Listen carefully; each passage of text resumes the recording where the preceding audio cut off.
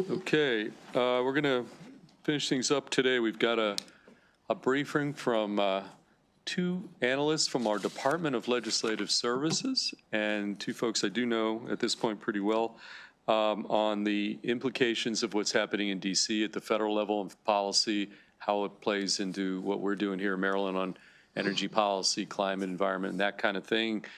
We've got Daria Moriarty, who for one session was a committee analyst, a policy analyst for this committee. So we welcome back, Dara.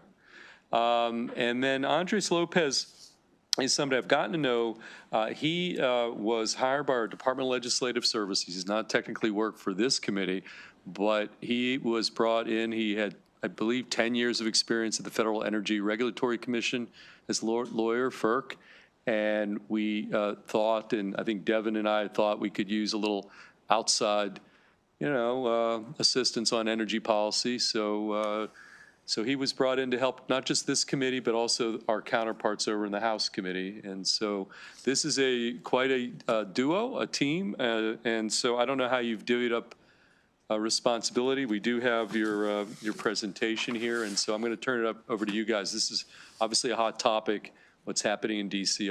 Clearly has implications on how we do business in this state, as well as the other 49 states for that matter. So who wants to lead off? Andres, Dara, whoever you want to do it.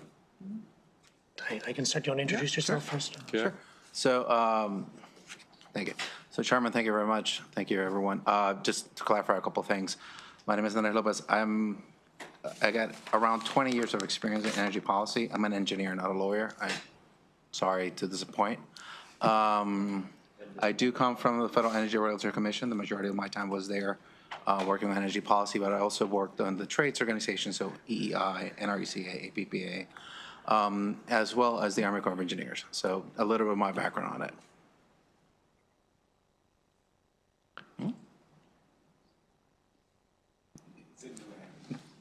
No acronyms. Okay, you're allowed to use the acronyms. Wait a minute, Vice Chair Kagan's not here. Acronyms are allowed. I was warned about this in this committee. I apologize for that. Okay, we're good because the Vice Chair is not here. But okay, and Dara, just you've moved on from this committee to bill drafting and fiscal note writing on energy policy, and anything else you want to add, and then you guys can just walk us through what you have in front of us. Yeah, I'm just, for the record, Dara Moriarty. Pleasure to see you all again. I'm a policy analyst with the Department of Legislative Services, former part-time counsel for the Senate Committee on Education, Energy, and the Environment. I guess we'll get started. And I should add that for our relative newcomers like Senator Harris and Senator Tarr, your accent is like from Mississippi or Ireland, which are the two? Yeah, Western Mississippi. Okay, correct. No, so he came to us from Dublin, so just so you know, a little historical context. Okay, guys, why don't we go through this, and then that'll be the last business for the committee for today. First of all, we're going to look at the One Big Beautiful Bill Act. It's made numerous changes to a lot of clean energy tax credits, clean development of clean power projects, energy efficiency tax credits. One of the most notable changes has been made concerns production tax credits. Broadly speaking, the changes impact wind and solar developers. In particular, the slight improvements or provisions being left in place for nuclear, geothermal, and hydropower developers. There's also been an introduction of the Foreign Entities of Concern clause for components sold under the Advanced Manufacturing Production Tax Credit, which impacts battery development in the U.S. considerably, because most battery components come from China, and currently there is not a substantive domestic battery component in cell manufacturing industry. Okay, so just to go through, a number of tax credits. You'll notice there's in parentheses a number that is just the section number of the Internal Revenue Code that each tax credit appears in. Firstly, we have the Clean Energy Production Tax Credit and the Clean Energy Investment Tax Credit. These affect developers of clean energy projects. The Clean Electricity Production Tax Credit, sees money offered based on the amount of electricity produced, while the Clean Electricity Investment Tax Credit The money is offered based on the total cost of the project. Under previous deadlines, projects have to start construction by the end of 2032 or by the time the U.S. power sector cut emissions by 75% compared with 2022 emissions. Under the One Big Beautiful Bill Act, these deadlines have been changed so that for wind and solar projects, construction had to have begun by July 4, 2026 or be placed in service by December 1st of 2027. As you can see, there are any projects that start construction by July 4, 2026 must be finished within 4 years. As for nuclear, geothermal, battery and hydropower projects, construction must begin still by the end of 2032. And then there's a phase down process. Projects for geothermal, thermal, nuclear, battery and hydro power beginning in 2034 and 2035 would still qualify for tax credits, but there would be a 75 and 50%, I should say 25 and 50% reduction for those years respectively. Also under the One Big Beautiful Bill Act, changes are made to the clean hydrogen production tax credit. This affects developers of facilities that make low or zero carbon hydrogen. Previously, projects had to start construction again before the end of 2032. Now construction must begin before the end of 2027. Then we have the Advanced Manufacturing Production Tax Credit, which I previously mentioned. This affects manufacturers of clean energy technologies, such as the components used in solar panels, batteries, and wind turbines. Previously, the credit was available for components sold before 2033. For certain critical minerals, the credit was permanent. Under the One Big Beautiful Bill Act, this has been changed. So it'll be eliminated for wind components sold after 2027, and the critical minerals credit is now ended by 2034. Starting immediately, projects are subject to strict restrictions on the involvement of foreign entities of concern. And the foreign entity of concern is a provision brought in originally from the Chips and Science Act.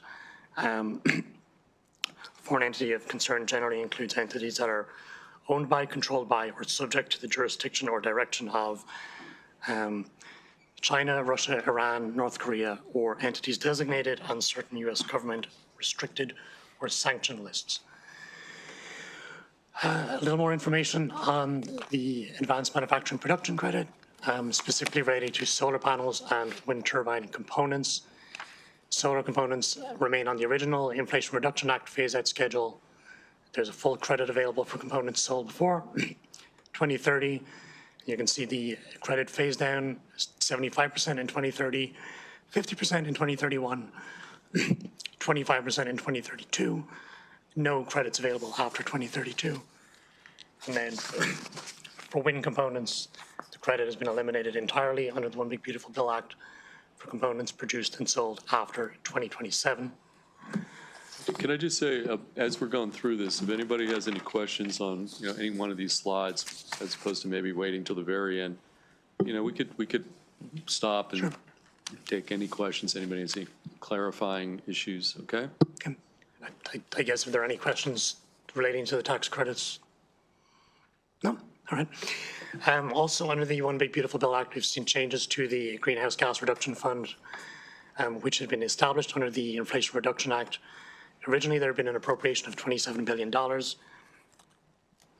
This included $20 billion, which had been allocated for the National Clean Investment Fund and Clean Communities Investment Accelerator programs, both of which were designed to mobilize private capital and deliver clean energy, climate solutions to communities across the country, especially in low-income and disadvantaged areas. The Environmental Protection Agency had ordered a pause on disbursement of funds under the Inflation Reduction Act, including the Greenhouse Gas Reduction Fund. I should clarify that funds that had not been yet obligated have been rescinded. There are some funds which had been obligated and not yet dispersed. There are some legal challenges ongoing about these funds in particular. Stepping away from the One Big Beautiful Bill Act, I'm going to look at West Virginia versus the EPA, which is a 2022 Supreme Court decision. The question here was whether the EPA had legal authority under Section 111D of the Clean Air Act to implement the Clean Power Plan, which aims to reduce carbon emissions through generation shifting. Just to get a little background on Section 111 of the Clean Air Act, it authorizes the EPA to control air pollution from stationary sources, such as plants, factories, and refineries. Section 111B deals with newly built or modified sources. Section 111D deals with existing sources. It's typically used for pollutants not regulated elsewhere, things such as the National Ambient Air Quality Standards, or listed as hazardous pollutants under Section 112 of the Clean Air Act. Because this is narrower in scope, it's not seen as much attention historically as some parts of the Clean Air Act. The Clean Power Plan in 2015 had aimed to tackle climate change requiring reductions of carbon dioxide emissions. It relied on Section 111D to regulate carbon dioxide emissions from existing power plants. Under Section 111, the EPA can identify the best system of emission reduction from power generating plants, work with states to generate implementation plans and to incorporate those systems. Under the Clean Power Plan, the EPA had taken the approach of, rather than just looking at improving efficiency at individual plants, they could look at the sector as a whole. This is known as generation shifting, shifting electricity generation from higher emitting coal plants to lower emitting natural gas plants and renewable energy. You might hear terms like inside the fence or outside the fence. Essentially what was being argued in this case, West Virginia and a number of other states were arguing that under Section 111D, the EPA could only regulate inside the fence of individual power plants, improving efficiency and things like that. The EPA were making the argument that they could regulate outside the fence. In this case, the Supreme Court invoked the major questions doctrine, which essentially says that questions of major political or economic significance may not be delegated by Congress to executive agencies absent sufficiently clear and explicit authorization.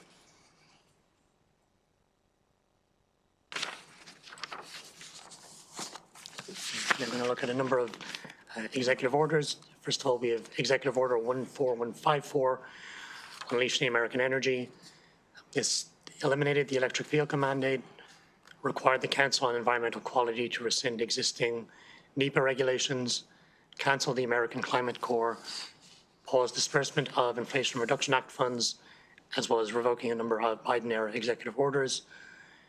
Next, Executive Order 14162, putting America first in international environmental agreements, withdrew the U.S. from the Paris Agreement, ends financial commitments under the UNFCCC, United Nations Framework Convention on Climate Change, as well as rescinding the U.S. International Climate Finance Plan.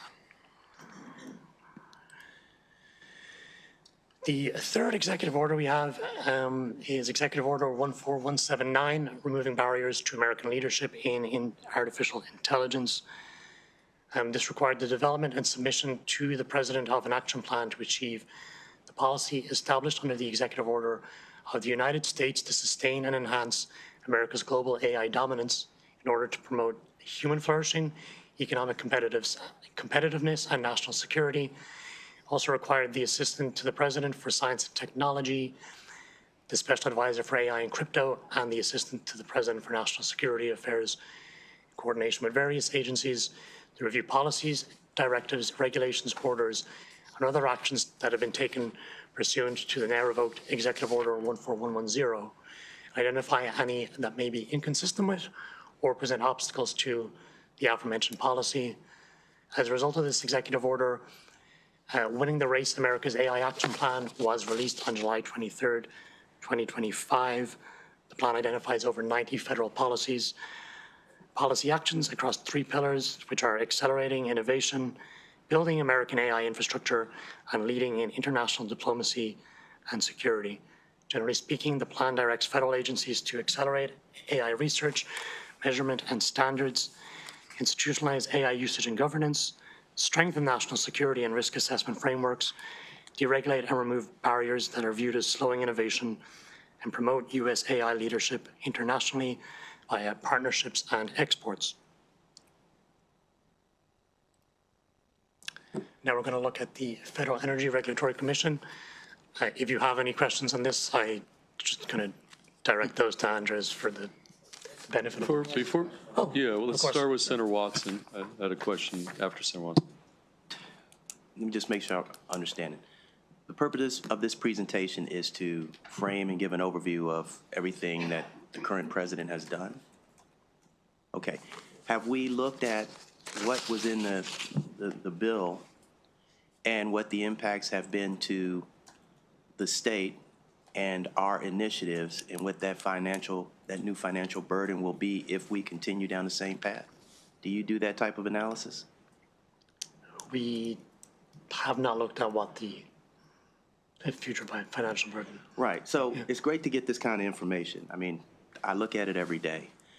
What I care about, and I think what we need to know, is what the impacts are. Now, I've gotten no less than 24 people knocking on my door for solar panels because they know the tax credit is going away and they have to hurry up to take advantage of the subsidies.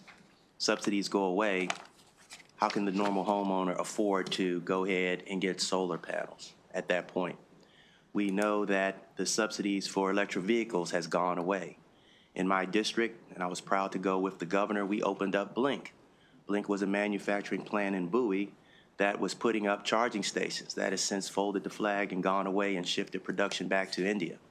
And so what I need to know, and I think it's relevant for the committee, we're making these decisions with the backdrop on climate, clean air, and those types of things, which in my opinion has been putting a lot of pressure on citizens to do. And now, if we stay on that path, the pressure will be exacerbated because of the loss of the federal subsidies that the prior administration did to support these types of initiatives. And I was wondering if you had that type of level of analysis, or are you just giving us, just a summary of all these different things that have gone into place thus far? I guess this is primarily a summary of these things that have gone into place. Fair But enough. we can certainly follow up with you on your question. Fair enough, fair enough, thanks. Okay, I appreciate Senator Watson's point. I mean, ultimately, it's good to get this right off the bat overview. Eventually, though, for us, trying to assess the implications of all this on all the things that we're doing specifically in the energy space, is super important. I do have, on that note, because there's been, Senator Watson mentioned EVs, so we kind of went ahead with a bunch of states with advanced clean cars and all kinds of mandates. Clearly, there's an attempt in the current administration to push ahead. It has to do with the California Clean Air Act waiver, which is the underpinning for all these states with EV mandates. I mean, are we tracking, or are you all tracking? Because we have that now, a series of mandates for EVs that are probably not realistic, candidly, at this point. But are we tracking what other states? I know, for example, Connecticut has backed off on their version of Advanced Clean Cars Act that we passed a few years ago. I mean, are we monitoring something like that specifically? I'm specifically curious about the EV issue, particularly since Senator Watson just mentioned charging stations. We had a whole briefing last year on this issue over in the joint hearing room with Economic Matters and the possibility of litigation. There was an attempt to get rid of the waiver that California's had that allows other states to move. What could you shed a light on where we are on that, just sort of from a legal standpoint? Do either of you have any input on that topic? Yeah, and maybe Devin can even weigh in on some of this for sure. Feel free to do so. Thank you, Mr. Chair, for the record, and Devin Dotson, committee staff for EEE. When we and I was a part of joining DARA with putting together this presentation. We did it as a work group activity during the interim for members of the Department of Legislative Services. One of the things that was an outgrowth of that was a preparation for the committees for what the committees may want to do and during this legislative session and upcoming legislative sessions. But I do know that the Maryland Department of the Environment has backed off on their clean car regulations as a result of what has happened on the federal side with regard to EVs. With regard to solar, I know that there are many pieces of legislation that are going to be before you all in this committee that are reactions to what Dara and Andres are presenting right now. Basically, what has happened with regard to the state agencies is they have seen partnerships between state agencies, particularly in the Department of Environment, Department of Transportation, with other outside entities who had received grants through the programs, the IRA and the others that Dara and Andres mentioned. And as a result of that, there have been multiple lawsuits on each and every one of the pieces that these gentlemen Well, a lot are of this is explaining. about the scope of executive order authority. I mean, you know, so I think, back to Senator Watson's point, I think as we see, I guess this is more a DLS, and I'll kind of follow up, Senator Watson, as we see these bills start to come in this session in the energy space, I'm hoping DLS can be helpful to us in terms of, you know, figuring out what's happening with some of these lawsuits and these litigation. What does it mean for what we're doing? Are we running afoul of federal law? I mean, all that kind of thing. So I think this is good to walk through this, but I also think to, again, back to Senator Watson's point, all this is only relevant to kind of the decisions we're going to have to make this session on some of these issues. And so I still think it's good to have this document, but I also know that this is only like half the equation, truthfully. Okay, Devin, I think I interrupted you. You want to finish off that's on fine. this? That's good enough. Sarah, before we pivot to Andre, Senator Washington, you had some questions on this as well. Concur and thank Senator Watson for raising that as well as the chair. And then also on the matter of the agencies sort of jumping and reacting, it would be good for us to have these discussions and get a realistic, because it does seem that people are, I chair ALR, so there's some folks are pulling them back, some folks are going through and striking red pens through things, and so I think that this is really helpful for us to get a handle on really what's going on. Secretary McElwain's coming to my office this afternoon, so I'll put this on her plate as well. Yeah, okay. So on the FERC issue, that you're an alumnus of the Federal Energy Regulatory Commission, Andre. So what are they doing there? So I'm actually going to let my partner go through the slides first, and then any questions that we have specifically on the orders, I'm more than happy to answer.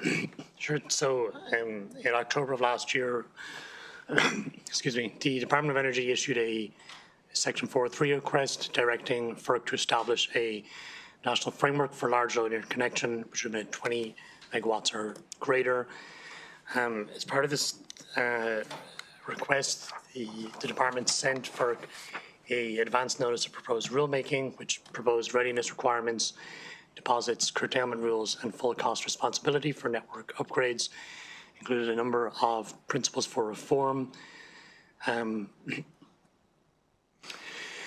which are limiting FERC jurisdiction to interconnections directly to transmission facilities, which was included as an effort to avoid jurisdictional issues between the state and federal government, limiting loads greater than 20 megawatts, studying load and hybrid facilities together with generating facilities, standardizing study deposits, readiness requirements, and withdrawal penalties, as well as hybrid facilities based on the amount of injection or withdrawal rights requested, and requiring system protection facilities for hybrid interconnection. And lastly, expediting the interconnection study of large loads that agree to be curtailable and hybrid facilities that agree to be curtailable and dispatchable. We do not know yet what FERC's response or position is going to be. I don't know if you have anything you want to add. No, so on that first order, that's it's an advanced notice of proposal we're making. It was a process that it's normally not used that much within the Federal Energy Regulatory Commission, where the Secretary of the Energy dictates the commission what to do. But in this case specifically, one of the things that I would like to highlight for the committee is the order tries to lay this conversation into a jurisdictional and trying to stay away from the jurisdictional battle of state versus federal when it comes to interconnecting large loads into the system. Specifically, if you read the order, you'll see that they mention a lot of the transmission facility and transmission level interconnection with each large load. So that's an important part of the conversation, because then that limits a little bit the extent in which state agencies can actually interact with this process. Doesn't take away the fact that still siting and the process that internally we already have are going to need to be followed, but some of the conversations around this order has to do with making sure that there's less hurdles to bring these large loads in through the system.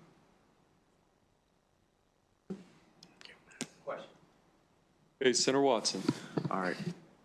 A lot going on here. So what they're trying to do is to provide more flexibility so we can do the large loads, i.e. data centers, those types of things, right? Mm-hmm. How does this play in with the meeting that the governor had the other day with PJM and the other governors with the president? Great question. So the reason we wanted to highlight this order, and actually the next order as well, is because it highlights a very important issue for the state, which is PJM, and how our system is really dependent on PJM. I always like to say our system is not our system. Our system is part of a bigger system, which is PJM. The conversation that the governor had at the White House on Friday and all the other governors was trying to tell PJM, the manager of the system, how to do part of this work. Specifically, they were trying to force large loads to pay not only for the infrastructure piece of it, but also the energy that needs to be brought into the system to be able to withstand that load. This is extremely important because about 40% of the costs on infrastructure that you put within PJM is socialized throughout PJM. And that's been always one of the issues. One of the reasons rates keep going up, one of the many components, but one of them is the socialization of the cost of transmission lines. So that conversation with PJM is extremely important because they're trying to carve out the impact of these large loads into the system. I would also add that PJM on Friday also submitted their own program right after, talking about how they're going to handle large loads interconnections. They went through an entire process during the second half of last year, trying to address the same issue. About over 20 proposals, I believe, that were presented to the board.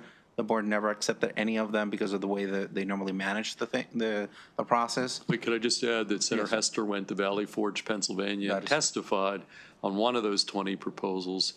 And just, I'll let you finish, but then this proposal from PJM has to get approved by FERC, correct? So this is, PJM is sort of under the Federal Energy Regulatory, so PJM can't proclaim it without approval. So that is where it is now. This proposal from last Friday is going to FERC to see what they say or do.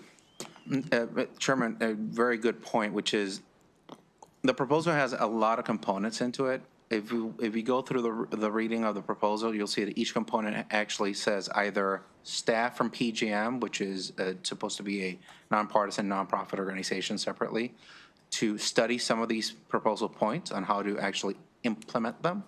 And the other one is accepting that, like you said, at the end of the day, the Federal Energy Regulatory Commission must approve big parts of these proposals. The rationale between the 4-3 and the reason we point this one out, this is a national level conversation, but will have an impact on what PJM ends up doing. Actually, if we can go to the next slide. The FERC show cause proceedings, this one started earlier this year.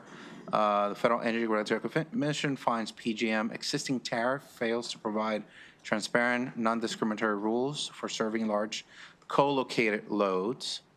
FERC directs PJM to submit compliance filings, including tariff revisions and information report.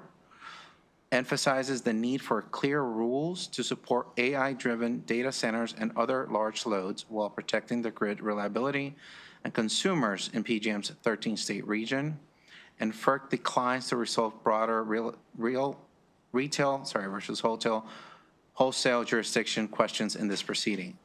So the reason we point to this proceeding is this one started, as you can see by the date, earlier than the order from the Secretary of the Energy. This one had to do specifically with a co-location issue. Co-location issue is when they bring their own generation or they're building their load close enough to a generation.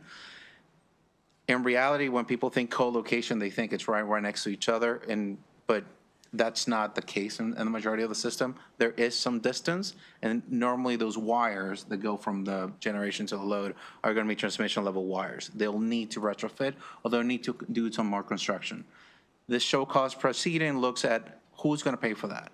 Same question, a little bit of nuance because of its focus on co-location, but this order specifically is important, especially if you have the time to read 140 page order from FERC. This is a good one to read. It's one of the few where all the commissioners actually submit comments, which is rare for the commission to do. The 5 commissioners supported this, but also submitted comments saying they wanted to see how PJM was going to deal with large loads. There is a diagram in this order at the end of it, and I believe it's at the end of our presentation for extra information, that shows some ideas that the commissioners were trying to provide to PJM on how to handle co-location, but it also gives us an idea where the commissioners are sitting on these issues. So it's a long way of saying, oh, these are interconnected, the issues with PJM and how we are addressing them at the state level, but we need to always remember it is not just us. There are 13 states and the District of Columbia involved with PJM, and what we do might affect them and vice versa. So we need to be very careful when we start analyzing changes to make sure that we understand the repercussions of those. Okay, why don't we just keep moving on? I know that this is Senator Carrozza's favorite topic, the next slide on offshore wind. I know that you'll have a question too. Yep, so we have the developments in the Maryland offshore wind project. In December of 2024, the Bureau of Ocean Energy Management approved the construction and operations plan for the offshore wind project. The project is expected to generate up to 2.2 gigawatts and up to energy for approximately 718,000 homes. In July of 2025, BOEM canceled all designated wind energy areas in federal waters or the Outer Continental Shelf identified as suitable for offshore wind development. This cancellation only applied to speculative or future areas, not areas that had already been leased, such as the Maryland offshore wind project. On September 12th of 2025, the Department of the Interior filed a motion in federal court to revoke the December 2024 approval of the project. This is still ongoing. In October of last year, U.S. Wind, who are the primary developer on the project, had filed a motion for preliminary injunctive relief. However, in December of last year, that motion was denied in federal court.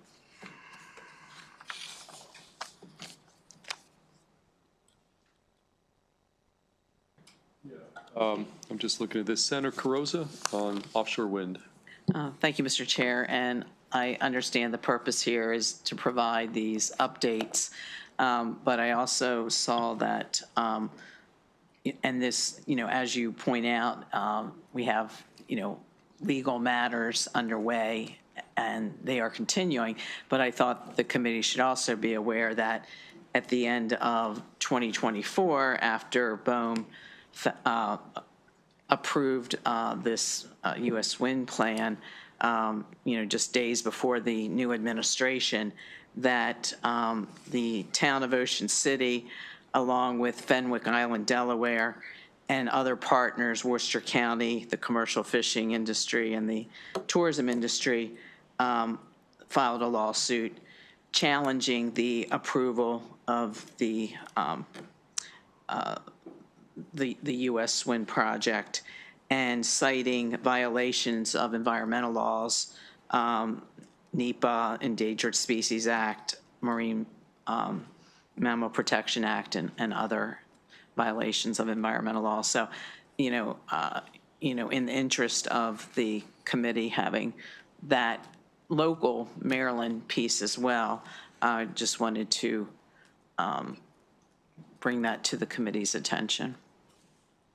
Okay, let's go to the next slide on the supply chain disruptions, really tariff policies and the like. So the supply chain disruptions, which is something that a lot of industries have been dealing with for a number of years now, seen with regards to tariffs. Many wind turbine components, for example, blades, drivetrains, or control systems are imported. In the US, 30% of wind turbine blades were domestically sourced in 2024, highlighting the reliance on imports.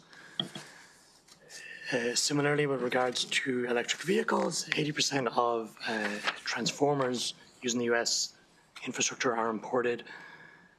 In 2024, the United States had imported a significant volume of solar components, with estimates placing finished solar panels imports at around 54 to 55 gigawatts direct current, solar cell imports reaching roughly 13.9 gigawatts. We've seen tariffs on things such as steel and aluminum. Sorry, I say aluminium in Ireland, and that's the one Irishism I've never been able to shake off. Aluminum has seen downstream impacts on industries, including the oil and gas industry. With regards to solar panels, we've seen with imports certain regional shifting. While China remains a major producer of solar cell imports, regional shifting in an effort to avoid these tariffs has been seen, which shifts to other Southeast Asian countries, including Vietnam, Thailand, Malaysia, and Cambodia. However, duties such as anti-dumping duties or countervailing duties have also impacted supply from those countries. Okay. Well, first of all, Senator Hester, I did mention that you had testified up at PJM. I forgot to mention that you also testified back in November in front of FERC in D.C., I think representing 7,000 state legislators from around the United States on some of these data center-related issues. So any sort of high level, I know you were up in B&T doing your thing up there, but just any high level, this is just kind of an overview of a lot of the actions here at the federal level. We didn't really, are not in a position quite yet to know what all the implications of all this is or for what we're doing, but it's good to put on in a document like all the actions, executive order and all that type of stuff. Any observations from where you sit about anything in this spreadsheet about what it means for Maryland moving forward? Because we're going to have a lot of bills on energy this session, so it's good in this first week or so to get some thoughts from you, if you want to share. Thank you very much, Mr. Chair. I appreciate that. And it was a true team effort to go up to PJM. We had legislators from all 13 states plus DC who came together to work on the proposal that I submitted. I think I was the only one crazy enough to actually crazy and close enough to drive up there and sit through the long meeting. But when PJM released its like 8-page response on what it was going to do around the critical infrastructure fast path process and these large loads, it did cite both the governor's proposal and the legislator's proposal in that 8-page document. I think trying to guess where PJM is going is very, very difficult. Andreas and I talked about that this morning. But if you look at the back and forth between what FERC has said, what the White House has said, and what PJM has said, and how those could eventually come together, I mean, I think it's very clear that something has to give, and not quite sure what that would be. One conjecture that I was talking about with our mutual friend from Johns Hopkins, Abe Silverman, was, if PJM did do something like say that the load and the cost of the load and the curtailment of the load have to be restricted to a load serving entity, that would fall in the jurisdiction of state law to regulate how a load-serving entity would distribute the cost and distribute the curtailment. And so that is something that I am looking at, but once again, it's kind of like, if PJM does this, then we could do this. And so it'd be great to figure out where PJM and FERC are going, but that's kind of out of my hands, Mr. Chair. And then to a point I think that was made earlier about, there's a lot of players involved here. It's not just the EEE Committee, but we do have the Federal Energy Regulatory Commission. We have PJM grid operator, 13 states, 67 million households. We have the White House now interested, right? But then, we've got a lot of new players here in this state. I mean, just more local. We've got a new chair of the Public Service Commission. The PSC has a role, right? Mm-hmm. The governor has a role. The governor's going to have a bill that he's rolling into this committee that we're going to have to take a look at. Obviously, the House, the new committee chair on energy, and here. So, when you put it all together, whether it's, PJM, FERC, the PSC, again, there's a lot of players that are involved in coming up with policy that's going to make a difference for Marylanders. But as Senator Hester pointed out, part of trying to figure out what do we have control over.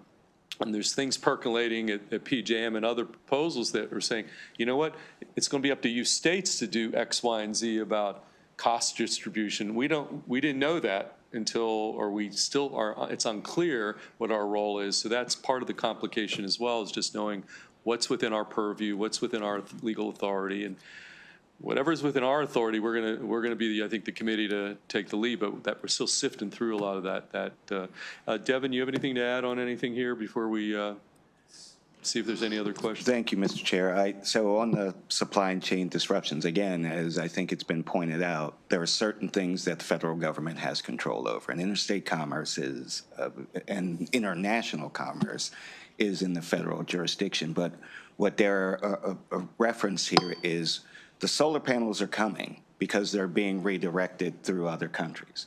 The EV batteries are coming, but they're being redirected through other countries. And that takes time and it costs more. And so that's the difficulty that we're facing here on this particular issue. And then broaden it out to what the chair and Senator Hester said with regard to trying to figure out what your role is in the state and what you will be able to pass to sort of combat anything that might cost your constituents money. And that's what you're going to see, I believe, in bills that are coming before you this session. Okay, any questions for the panel, for Devin, Senator Hester, and Senator Harris? Anything you want to throw on the table? It's a good time to do it. Exactly. Appreciate it, Mr. Chair. But Devin made a good point that, popped in my head as we navigate through this entire space. Appreciate the briefing that you all provided as well. But as we navigate through the space, we talk about things that we need to do, and what we can do, what we try to do, what the federal government is doing. What came to mind just now was if we had the answers today, right? If we had the actual answers to make things right, how long would that actually even take to revert back to or change back to or get more affordable? Like, how long would that actually even take to even make that even happen? Senator, great question. I think that, and I believe Chairman Senator Hester heard me say this before, this problem didn't start yesterday. It's not going to solve tomorrow. Right. This is a very long-term issue. What I would say is there's short-term things that can be done, that can be shown in the next 12 to 24, maybe 36 months. There are medium range and then long range. I would put in that first bucket, I think, some of the affordability conversations that happen of how can we, if at least maybe not lower the rate, but minimize that increase. There's some options out there. But medium and long-term generation transmission, those are the medium and long-term issues that really are going to solve this issue. Because at the end of the day, within the state of Maryland, the problem really is PJM and how they're managing the load increase versus the generation increase. Load is going up in such a higher rate that even 2 or 3 years ago, you would not have thought it was going up as high as it is right now. And then the generation takes so long just to go through the process and have it online then that's really where you're getting into those capacity issues. The other thing about the load, and it's a big issue, I think PJM handled it as well, is load forecasting is another extremely big issue that I think we need to be looking at, because we don't know that increase in load that PJM is saying in the next 2-3 years are coming. How much of that is real load, which also then has an impact of how much real generation we need. So that, again, that's the long-term conversation that we need to start putting some things in place. But there is actions that can be done in the short term that you could see, but a lot of the big things are going to be stay the course long-term solutions. Absolutely. And I appreciate that, Mr. Chair, because I think one of the things that, as I talk to, constituents and many folks, they look for a quick fix action today, but as I explained to them, this is a problem that we will see for the next couple of years. And however, there is solutions that we could probably put in place eventually, but those are big solutions that we may not even see for years to come. However, we need to figure out what those small bites of the elephant will look like as we creep towards the bigger solution. But I appreciate your expertise and your knowledge. Thank you. Could I just add before I go to Senator Carrozza, you'll see in the governor's bill, which he's going to roll out, I think, next week, this emphasis on shovel-ready projects, financing for projects that are defined as shovel-ready. Even at the PJM, right now, one of the biggest problems the last few years, they have all these projects in the queue that are ready to roll if we can get our zoning, siting, permitting issues in place, okay? So there are projects that have been approved, actually have gone through so there are some shorter term things that I think we could take, at least on the generation side, that aren't part of the 5-10 year plan of, nuclear power plant permitting or small modular reactor, kind of technology and where we are, which is definitely going to be part of the mix as well. Senator Carrozza? Thank you, and I think these last comments have been extremely helpful, taking us to the next stage of our work in this committee. When you mentioned generation, even within generation, that can be broken down into short, middle, long term. And, to do that, and again, I think it's going to be the responsibility of this committee to really kind of know what that looks like breaking. We talk about generation very generally, and then to break that down and to then know, what the, whether, we talk about nuclear, but then we talk about nuclear capacity, that can even be broken down in stages. We've talked about what is going to be the role of natural gas, and, again, so, and again, Mr. Chair, I guess, given the energy crisis and the challenges in front of us, is that part of our charge here is to kind of, for us to better understand generation broken down in short-term, long-term, to really kind of know what that, and I guess the cost. Yeah, I mean, yes, and yes. I mean, I think everything's on the table. I think all things are all hands on deck on this issue at this point. But yes, some of this are longer term. I think Andres put it out there, and Senator Hester put it for some of the conversations she's been having. It's been broken down into short term, medium, long term, because we got to look at it that way. What can we do now? What's definitely not going to be a one session thing? What's more middle term, medium term? Yeah, so I think that there's consensus that we do need to think about it in that way. But you also have to be honest with constituents, because the reason I have to bring up this whole FERC, PJM, our folks don't know anything about any of that stuff, right? But for us, we do know, and we know that this is not like a simple, doesn't lend itself to a 10-second explanation about why your BG utility bills went up. There's some PJM culpability, there's some FERC issues, there's Public Service Commission, which is not this General Assembly involvement. And so I think it's also important to explain to folks when they're complaining about these issues that there's a lot of players here that have to be on the same page. But okay, any other questions, thoughts to put out? Yes, Andres. Chairman, I just wanted to add one quick point, which is it's not just the key here is not just generation. The conversation needs to be broader. So transmission is also a big aspect of it. How can we use our current transmission and make it more efficient? How can we use demand response within the state and have that conversation with PJM at larger level demand states? There's a lot of tools. And so when I'm talking about short, long, and medium and long term, I'm not just concentrating on the generation piece of it. It's a big point, but it is one of many points that we need to be talking about. Because there are tools in the toolbox right now that can be deployed that are not just building new generation, but that can help down the road of how do we manage the grid and help manage it into the future. Okay, let me, just picking, okay, first of all, you're going to have some bills in here dealing with grid enhancing technologies. In other words, how do we make the transmission lines that are already here perform more efficiently? Okay, we're going to have some bills on that space. That's here and now.